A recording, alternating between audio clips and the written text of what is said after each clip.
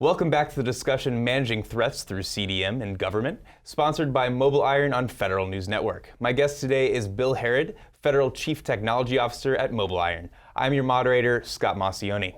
So Bill, we were just talking about CDM itself. Let's talk a little bit about the threat landscape and managing those threats.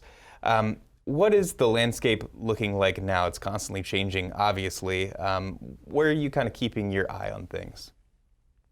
So Scott, I think one of the important things is that we understand that as we move to the modern endpoint, the mobile device, even Mac OS and Windows 10 devices, that the threat landscape is changing quickly, but in many ways the threat landscape has a number of the same concepts.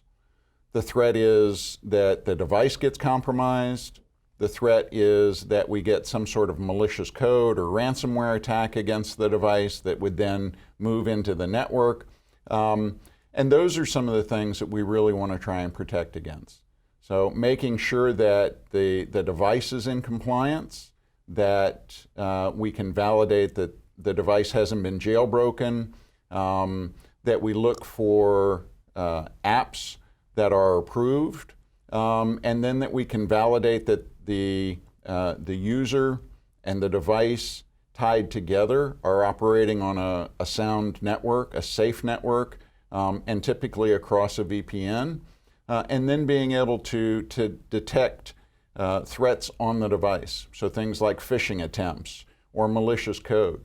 You know, one of the things that we saw recently with the Jeff Bezos attack was that that was a sophisticated, highly targeted phishing attack and could have been detected and prevented had there been an effective Mobile Iron threat defense solution on the device.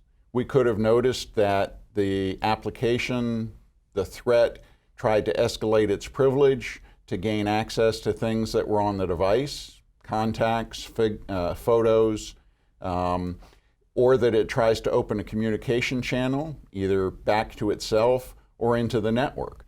And those are all things that we need to be aware of and to look for and to prevent.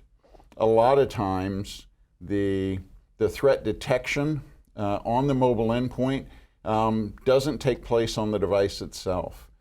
The threat detection goes up to the cloud. There's some analysis done there. And then the remediation gets developed in the cloud and flows back to the device. The problem with that is A, it takes a lot of time, but B, the device has to be connected. Right. So what we're looking at is how do we prevent those sorts of things even if the device doesn't have connectivity. So if it's in airplane mode or you're in a skiff, we still need to be able to detect and remediate threats on the device. So I would imagine that government and companies would be pretty concerned if someone like Jeff Bezos is falling for a phishing attack, right? So how can the companies and the government keep their employees up to date on all of these sorts of issues, especially when not all of them are as tech savvy as Jeff Bezos might be? Not that he's the wonderkin of these kind of things, but or the genius of those kind of things, but someone that's probably more tech savvy than most of us. So detecting phishing attempts early on is really critical. And having the policy and the ability to detect it on the device and remediate it on the device automatically is really, really important. One of the other things is that mobile threat defense has to be on all of the devices. One of the things that Mobile Iron does is to be able to provide that mobile threat defense coverage to 100% of the devices without any interaction from the user. So even if the user isn't particularly tech savvy, then being able to recognize phishing attempts and block them, or at least to be able to block the effect of the phishing attempt as it tries to gather more information or escalate privilege, and then being able to remediate it, or at least to take that device off of the network and not allow it to interact with federal resources and applications and data until the device comes back into compliance. So quarantining, and then also making people aware that this is happening. You know, getting an email out as quickly as you can, saying this is a fishy email, no pun intended, as to what you should be looking out for, right? Absolutely, and part of it is that there is a single dashboard with the forensics and the analytical information available, but there's also a warning that comes up to the user that says your device is out of compliance. Either it's on an untrusted network, or there's an application that's out of compliance, or something has happened to put you out of compliance so that you're aware that there's an issue with the device.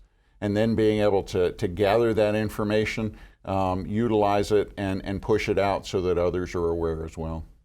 Where would you say at this point the weakest link is for the government and companies when it comes to securing mobile devices?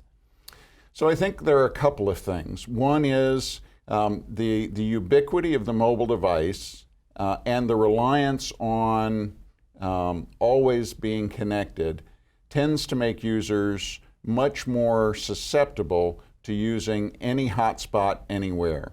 So we see a lot of users connect to the free Wi-Fi at a coffee shop or in a hotel. As a matter of fact, a colleague of mine was recently in Shanghai. On an elevated highway, at highway speeds, his phone connects to an Apple network.